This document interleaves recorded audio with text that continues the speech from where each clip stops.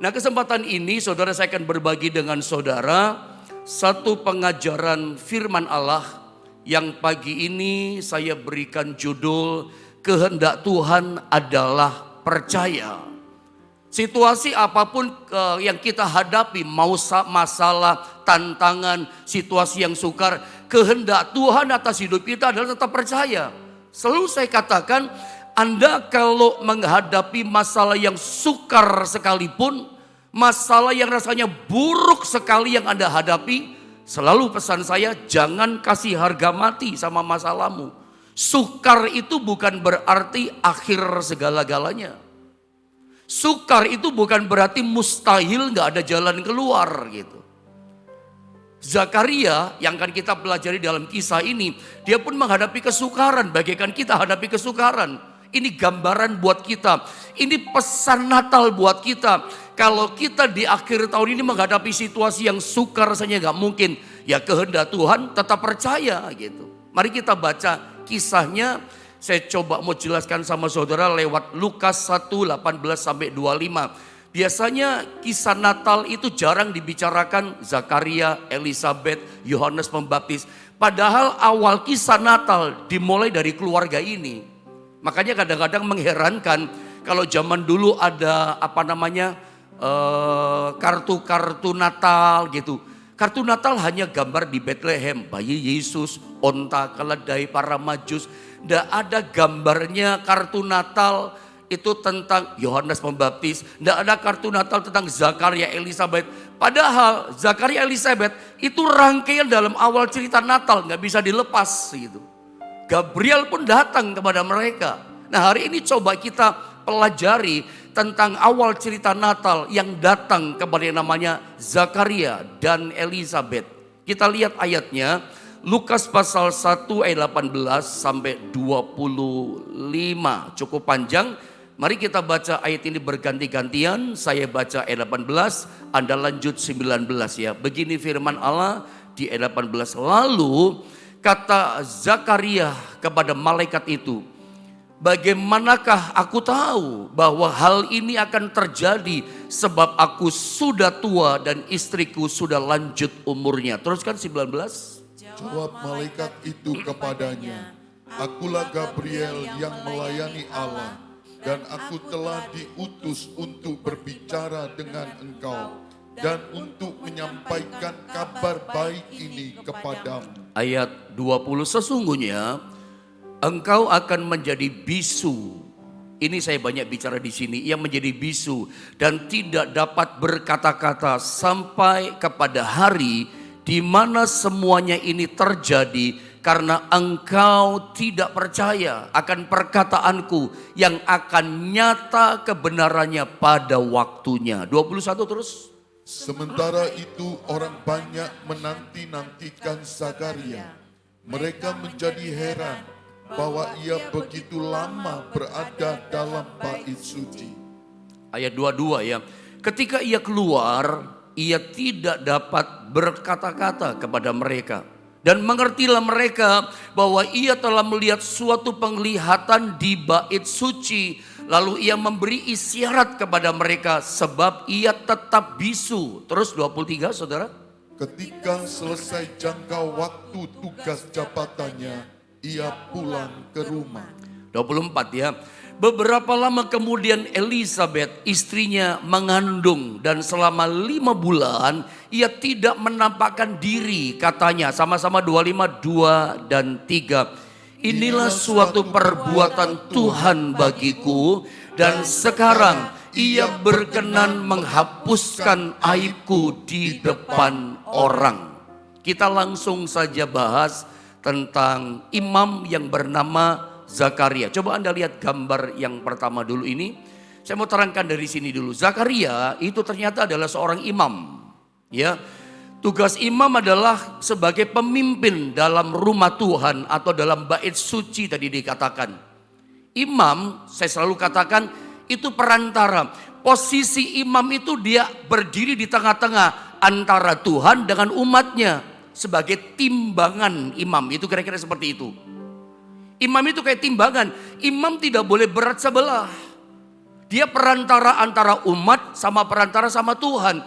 Jadi kalau misalnya umat Tuhan menyampaikan sesuatu keluhannya kepada Zakaria sebagai imam, maka Zakaria harus sampaikan itu kepada Tuhan. Dia saat itu sebagai perantara umat dengan Tuhan. Dia mulai berkata, Tuhan, umatmu butuh pertolonganmu. Ini contoh. Umatmu dalam masalah, umatmu dalam kesulitan, tolonglah mereka ya Tuhan. Itu adalah tugasnya imam, menyampaikan situasi, kondisi, keadaan daripada umat.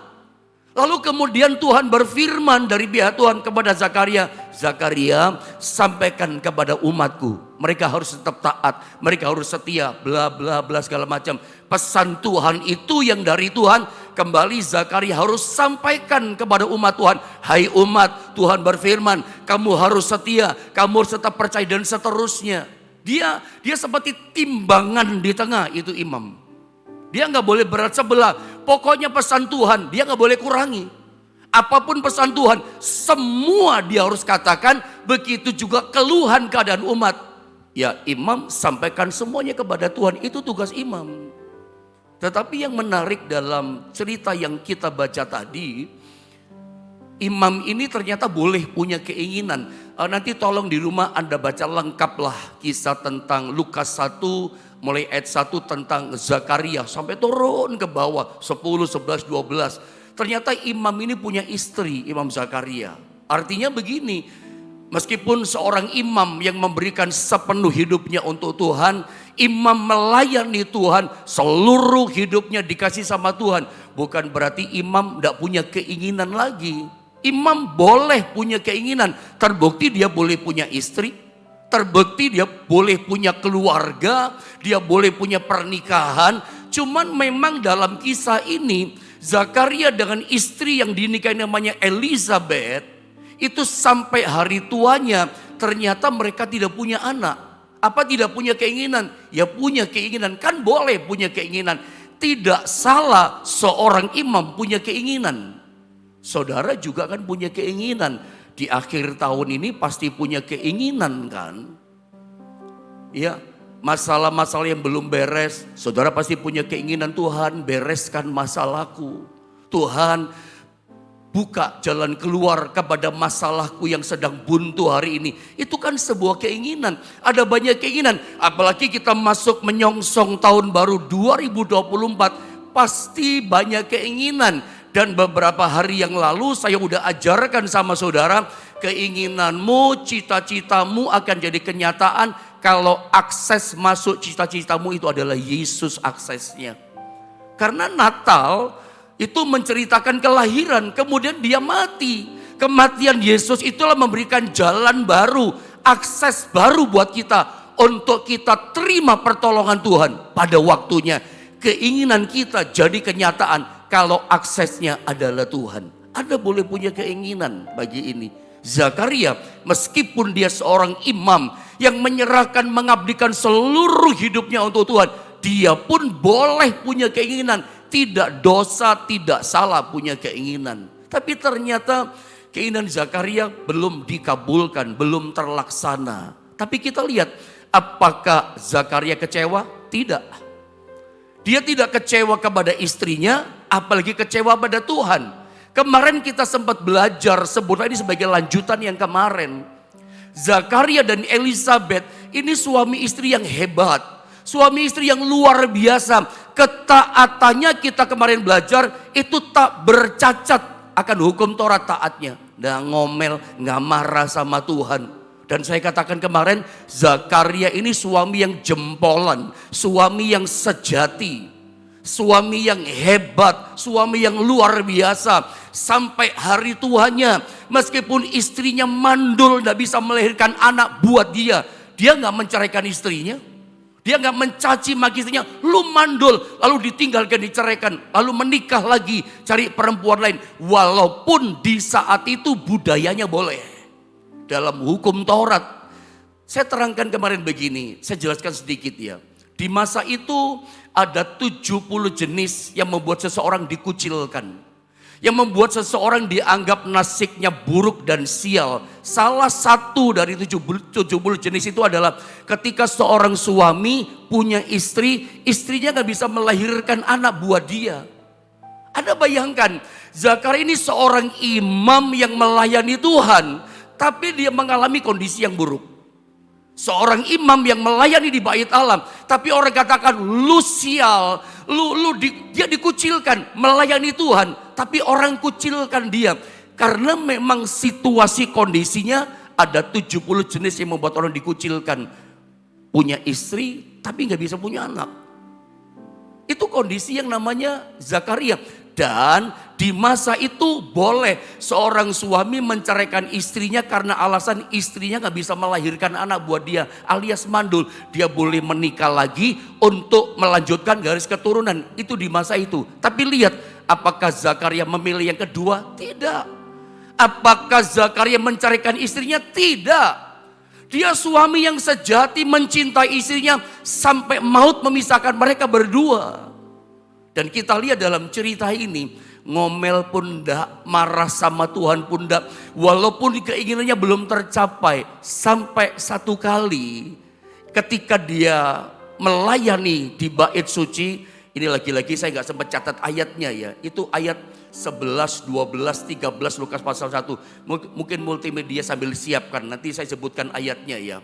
Minta bantuan multimedia deh. Saya ingat begini. Ketika satu kali dia melayani di bait suci, membakar ukupan, tiba-tiba malaikat datang sama dia. Ini saya baca ya, terima kasih multimedia, ayat 11 ya. Ayat 10 bagaimana bunyinya? Atau 11 saja saya baca biarlah berkepanjangan ya. Maka tampaklah kepada Zakaria, lihat seorang malaikat Tuhan, malaikat Gabriel, pembawa pesan Tuhan, a messenger. Malaikatnya berdiri di sebelah kanan mezbah pembakaran ukupan. Lihat ngomong apa malaikat sama Zakaria. Lihat ayat yang ke-12 sampai turun ke bawah ya. Melihat itu, lihat ia terkejut Zakaria dan menjadi takut. Meskipun imam ada takutnya. Lihat penampakan malaikat datang sama dia. Kalau kita lihat dalam Injil Lukas, itu ada banyak kata jangan takut ya. Datang kepada Zakaria, Gabriel berkata ini, jangan takut Zakaria. Nanti datang kepada Maria, jangan takut.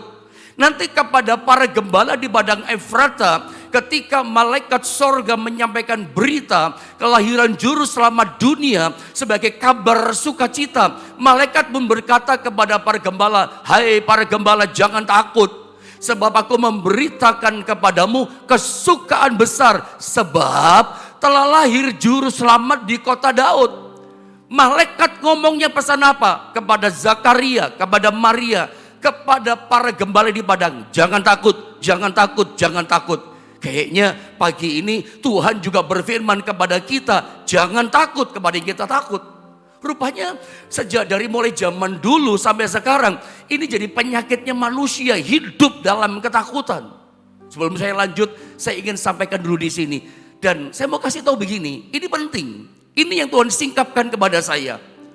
Ya, rupanya kata jangan takut, rupanya kalimat jangan takut itu adalah kata yang biasa yang ada di kerajaan sorga, yang suka disampaikan, dipesankan kepada umatnya, termasuk kepada hambanya.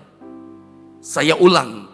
Rupanya kata jangan takut itu kata atau kalimat yang sudah biasa yang ada di kerajaan sorga, yang suka dilepaskan, disampaikan kepada umatnya, kepada hamba-hambanya. Jangan takut kepada Zakaria. Siapa Zakaria? Imam. Siapa Maria? Orang yang hidupnya kudus di hadapan Tuhan. Siapa para gembala? Orang kecil. Biasalah orang kecil takut. Tapi Tuhan katakan jangan takut.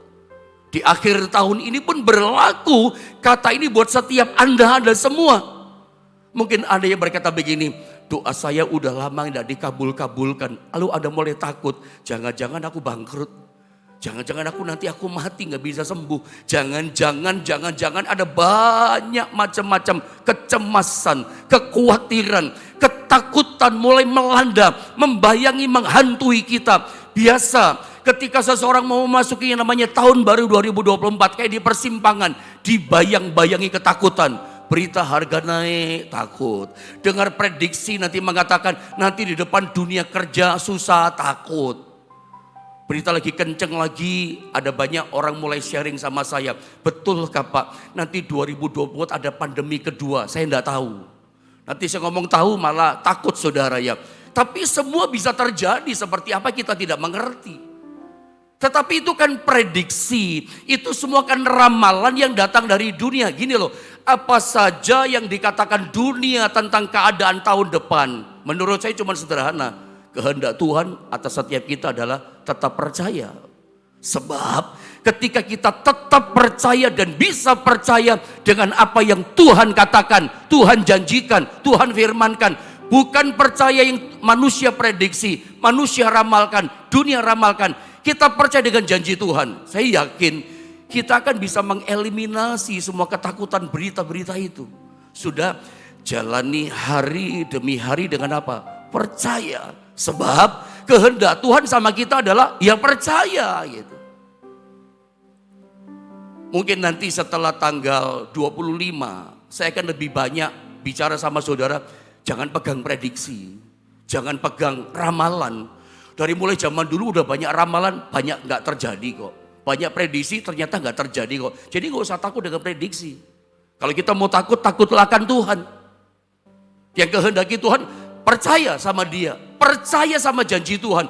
Situasi apapun di depan yang terjadi, kalau kita pegang janjinya, percaya sama janjinya, percaya kita akan selamat melalui tahun depan. Kondisi kita akan baik terpelihara seperti para Majus kemarin kita belajar. Kelahiran Yesus, Natal yang membuat mereka datang berjumpa Yesus, mengubah hidup mereka. Rasanya perjalanan tanpa henti penuh pergumulan, diubah sangat bersukacitalah mereka.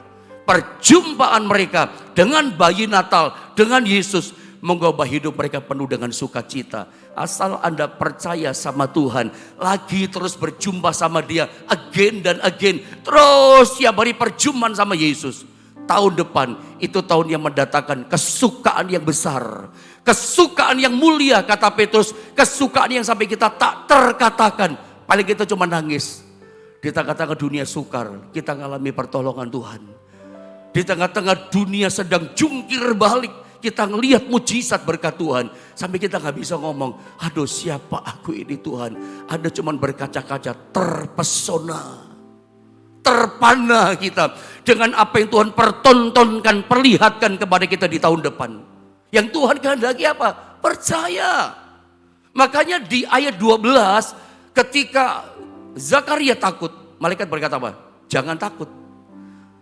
Tuhan gak mungkin ngomong takut kalau kita gak takut. Kan dari wajahnya kelihatan takut. Lihat ayat 12 saya baca ulang. Melihat hal itu ia terkejut dan menjadi takut. Lihat ayat yang ke-13. Tetapi malaikat itu berkata kepadanya, jangan takut, hai Zakaria. Nah ini menarik. Kalimat berikutnya, sebab ya doamu telah dikabulkan. Dan Elizabeth istrimu akan melahirkan seorang anak laki-laki bagimu.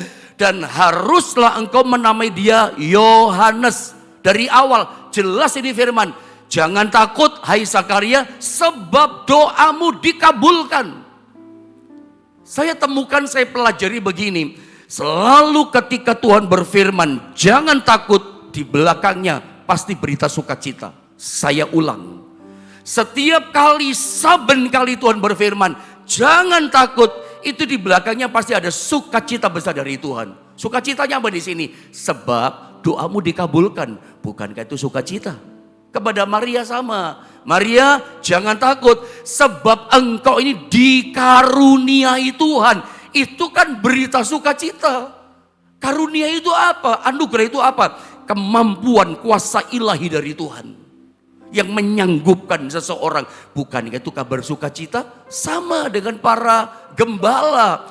Hai para gembala, jangan takut, sebab aku memberitakan kepadamu kesukaan besar atas seluruh bumi. Lihat, di balik kata firman jangan takut, di belakangnya ada berita sukacita buat kita. Berita sukacita apa? Buat Zakaria, sang imam ini di hari tuanya. Beritanya adalah doamu telah dikabulkan oleh Tuhan. Saya percaya sebetulnya kalau seperti Yakobus katakan, doa orang benar bila dengan yakin didoakan sangat besar kuasanya. Itu ya dan amin. Saya mau tanya sama saudara pagi ini, di akhir tahun ini, apakah Anda percaya akan kuasa doa? Yakin gak kuasa doa itu mujarab, kuasa doa itu ajaib, bahwa pada waktunya akan genap datang waktunya setiap kalimat kata doa yang Anda minta, setiap keinginan yang Anda bawa dalam doa kepada Tuhan, pada genap waktunya akan dijawab sama Tuhan. Yakin gak saudara? Zakaria ini dia berpikir begini, karena ini kan akhirnya digenapi doanya. Mungkin kayaknya awalnya dia kenceng doanya, lama-lama kendor. Tapi lihat ya, kadang-kadang kita ngalami seperti Zakaria, termasuk saya lah berarti yang ngajar saudara. Kadang udah gimana ngomongnya ya, bukan tidak percaya sih, bukan tidak percaya. Kadang-kadang kita udah berhenti berdoa. Kadang kita mungkin merasa gini, kayaknya gak dikehendaki Tuhan deh. Dikabulkan, tahu-tahu deng nongol itu jawaban doa.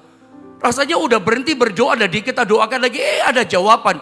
Saya melihat begini dalam perjalanan iman ini ya, bahwa kalau Anda berdoa dengan sungguh-sungguh percaya sama Tuhan, kayaknya enggak ada doa yang dikabulkan. Asal doamu sesuai dengan kehendak Tuhan, untuk kemuliaan Tuhan, diberkati untuk jadi berkat, visinya betul, cara pandangnya betul. Seperti Abraham dikabulkan, seperti Zakaria dikabulkan. Tidak ada doa yang dikabulkan di hari tuanya. Seorang imam bernama Zakaria dan istrinya Elizabeth, Alkitab katakan sebab doamu telah dikabulkan dan Elizabeth istrimu akan melahirkan. Tapi sayang ya, disebut namanya Yohanes. Jelas kata-kata firman itu, petunjuknya jelas. Tapi kalau kita turun ke ayat 18 tadi, ayat 18, ya ayat tadi ini saya katakan, nah ini coba lihat ya. Lalu kata Zakaria, lihat tadi 18 saudara, yang awal itu kepada malaikat itu. Dia ngomong apa? Responnya bagaimana? Bagaimanakah aku tahu bahwa hal ini akan terjadi? Sebab aku sudah tua dan istriku sudah lanjut umurnya. Bukan cuma itu, bahkan istrinya itu mandul. Atau saya ajak saudara langsung lihat ayat ini berikutnya, ayat yang ke-20.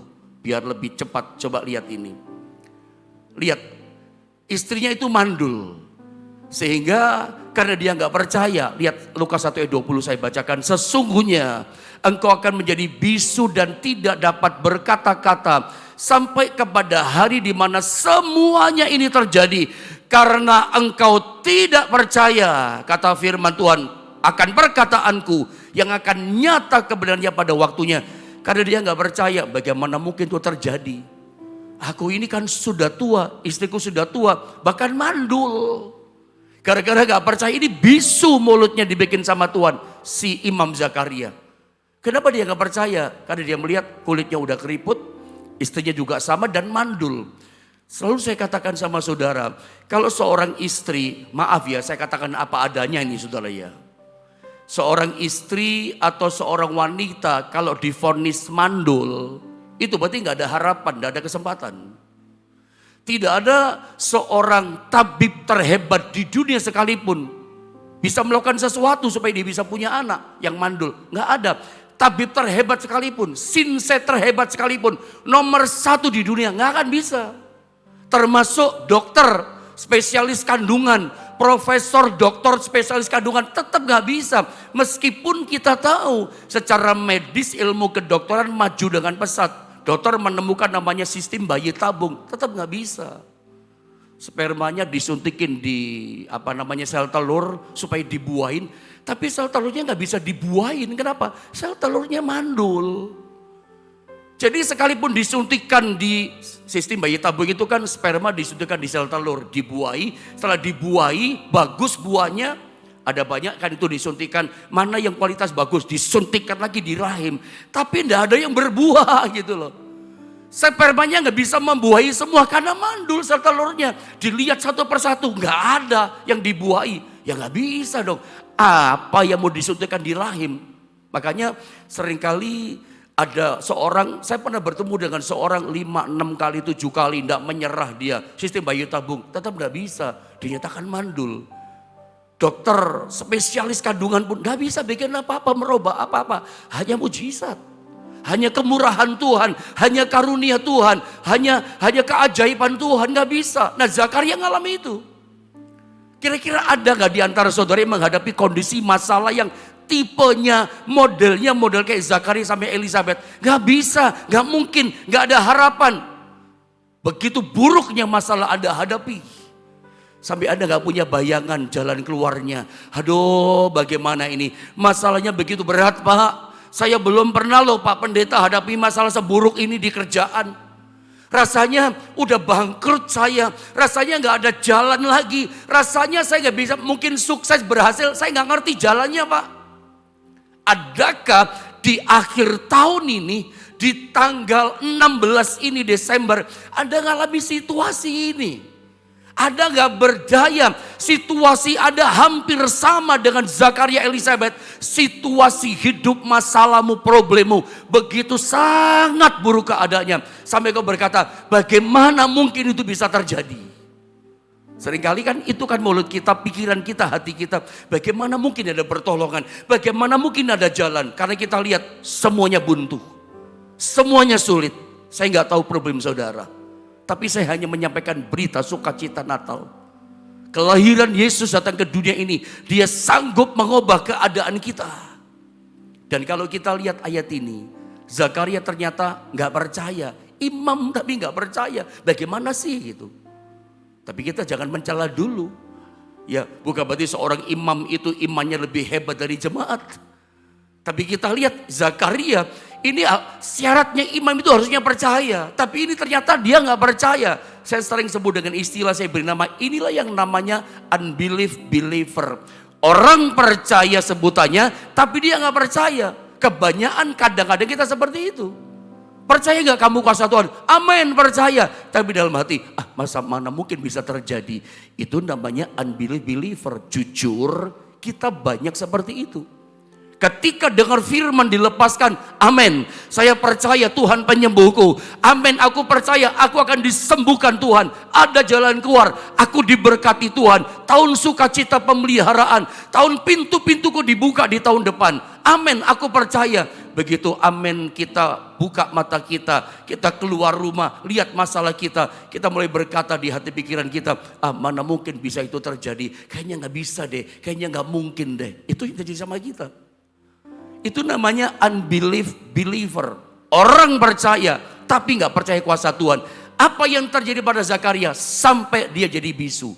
Bisu itu artinya tidak bisa berkata-kata. Tetapi secara khusus dari kata bisu, sesungguhnya engkau akan menjadi bisu. Kata bisu di sini teks asli disalin dengan kata sopor. Sopor itu artinya bisu dan tuli. Dan memang sebetulnya Zakaria dibikin tuli kupingnya, dibikin bisu. Begitu keluar dari bait suci melayani, mungkin teriak-teriak itu umat. Coba perlihatkan ayat sebelumnya tadi, ayat berapa tadi? Ayat sebelumnya, terus next, ayat 18 turun ke bawah. Lihat ya, ayat 19 coba. Perhatikan ya, ayat 20. Ini setelah 20 sesungguhnya engkau akan menjadi bisu dan seterusnya. Nah sementara itu orang banyak menanti-nantikan Zakaria. Orang banyak itu maksudnya umat, jemaat. Kan ini di ruangan suci melayani. Jadi bisu dia keluar. Itu orang banyak umat jemaat menanti-nantikan Zakaria. Mereka menjadi heran. Kenapa heran? Bahwa ia begitu lama berada di bait suci. Terus 22. Perhatikan ketika ia keluar, Zakaria ya keluar. Ia tidak dapat berkata-kata kepada mereka. Dan mengertilah mereka ya bahwa ia telah melihat sesuatu penglihatan di bait suci. Perhatikan kalimat ini, sopor, tuli dan bisu. Lalu ia memberi isyarat kepada mereka sebab ia tetap bisu. Nanti kalau kita lihat di ayat kasih isyarat. Karena memang dia tuli. Orang ngomong gak kedengar, makanya bahasa bisu, isyarat. Biasanya bisu itu kan menyatukan. Kenapa orang bisu gak bisa ngomong? Gandeng jadi satu ini. Makanya nanti kalau kita baca di ayat 64 ya, 63, 64. Bisa tunjukkan nggak multimedia? 63, 64. 63, coba tunjukkan dulu sama saya, 63 atau 64. Lukas 1, 63 atau 64. Lihat ayat ini ya. Ia meminta batu tulis, lalu menuliskan kata-kata ini. Namanya adalah Yohanes, dan mereka pun heran semuanya. Lihat ayat 64, perhatikan ayat ini. Ya. Dan seketika itu terbukalah mulutnya dan terlepaslah lidahnya dan seterusnya. Sorry, di ayat ini, di ayat di atasnya berarti. Ketika ibunya Elizabeth memberi nama Yohanes, mereka berkata, jangan dikasih nama Yohanes. Tidak ada di antara keluarga kita namanya Yohanes. Mereka tanya sama yang namanya Zakaria. Mereka pakai bahasa isyarat.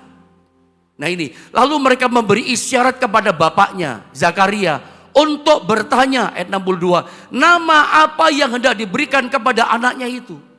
Kenapa mereka pakai bahasa isyarat? Itu orang-orang keluarganya mereka. Ini tuli dan bisu. Kalau terdengar nggak usah gini-gini mereka. Ini memang tuli. Kenapa ya dibikin bisu sama tuli? Karena nggak percaya. Apa sih yang saya mau katakan sama saudara? Ternyata bahaya ya orang nggak percaya. Saya boleh ulang ya. Ternyata bahaya ya orang nggak percaya. Dia akan jadi bisu. Seringkali kita itu tanpa sadar, kita itu jadi kayak Zakaria. Saya masih lanjutkan besok, Senin, karena ini belum selesai beritanya.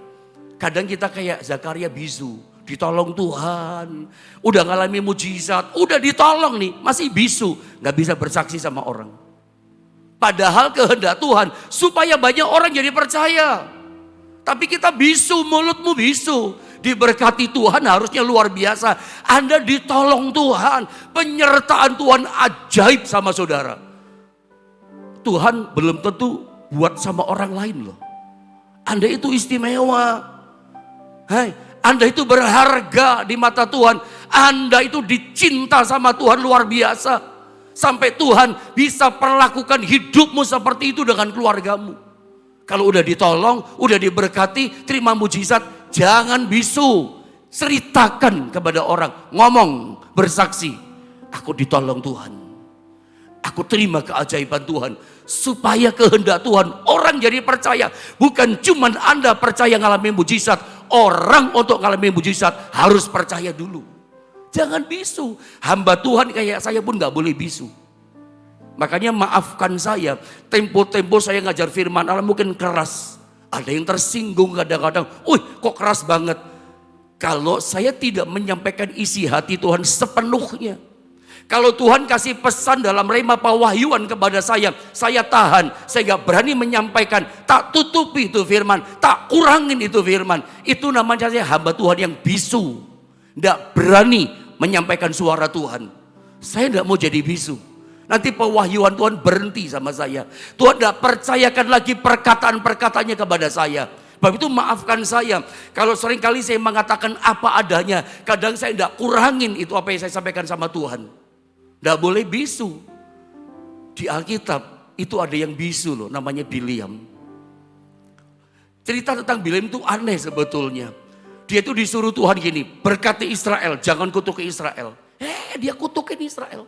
Karena ketemu sama seorang raja, kalau nggak salah namanya Balak itu raja ya. Disuap, mungkin dikasih 500 juta kali, dikasih emas yang banyak. Kutuki Israel. Dia kutukin, dia berangkat. Ini bisu nih yang Tuhan model begini. Di tengah jalan, itu dia naik keledai, keledainya nggak mau jalan. Ya, keledainya bicara, keledai yang harusnya bisu nggak bisa ngomong, keledai dibuka mulutnya sama Tuhan, bicara, mengingatkan si Bileam. Aku lihat malaikat bawa pedang, dia malah nggak bisa lihat si nabi. Kenapa? Sudah bisu dia, disogok sama uang dia, makanya nggak bisa menyampaikan suara kebenaran. Tuhan tidak ingin kita bisu, bahaya loh orang nggak percaya bisu loh saudara ya. Nanti kemudian setelah Yohanes Pembaptis itu lahir, nanti saya terangkan besok. Ketika si mamanya Elizabeth kasih nama Yohanes, keluarga besarnya, papanya segala macam gak setuju. Engkong-engkongnya, maknya gak setuju. Keluarga besar jangan, gak ada di keluarga kita nama Yohanes, aneh kamu Elizabeth. Mereka tanya sama si Zakaria, siapa namanya?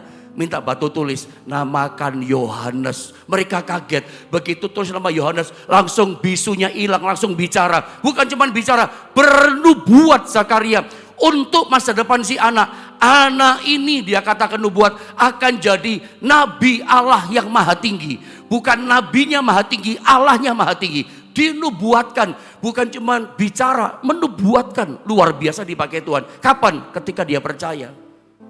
Tidak percaya bisu, begitu percaya terbuka. Saya rindu kita mengerti kehendak Tuhan. Kehendak Tuhan adalah percaya. Meskipun belum melihat, percaya. Jangan percaya model Thomas, lihat dulu baru percaya. Ada percaya paling jelek, sudah lihat, ya sudah menikmati, masih nggak percaya. Nah itu parah itu. Biarlah kita meskipun belum lihat pertolongan Tuhan, tetap percaya. Saya percaya kelahiran Yesus sanggup mengubahkan keadaan kita. Doa saya, biar berkat firman Allah ini boleh memulihkan, memberkati setiap kita. Saya lanjutkan untuk Senin depan sore. Tuhan berkati setiap kita. Mari kita akan sama-sama menyembah Tuhan.